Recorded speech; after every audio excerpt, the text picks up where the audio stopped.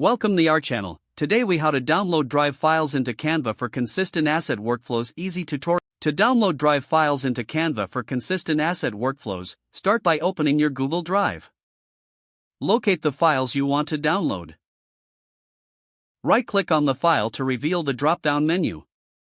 Select the download option. The file will then begin to download to your computer.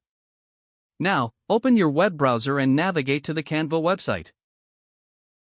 Log into your Canva account or create a new one if you don't have one. Once you are logged in, go to the design where you want to upload the files.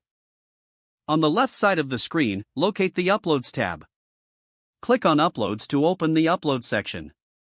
Now, click on the Upload Media button. A File Explorer window will open.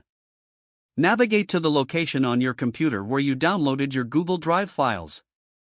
Select the files you want to upload. Click Open in the File Explorer window. Your files will start uploading to Canva. Once the upload is complete, you will see your files listed in the Uploads section.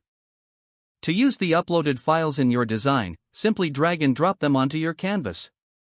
Adjust the size and position of the assets as needed.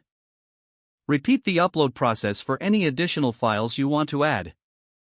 Now you have successfully downloaded files from Drive and uploaded them to Canva for a consistent asset workflow.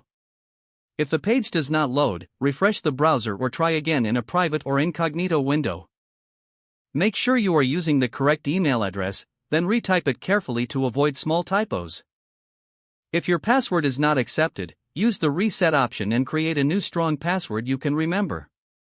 Check your spam folder for verification or security emails, then complete any requested confirmation steps. Enable two-factor authentication if available to improve account security and reduce unauthorized access risk. After signing in, review your profile details so your contact information and settings. If you see an error message, note it down and try again after restarting your device and internet connection.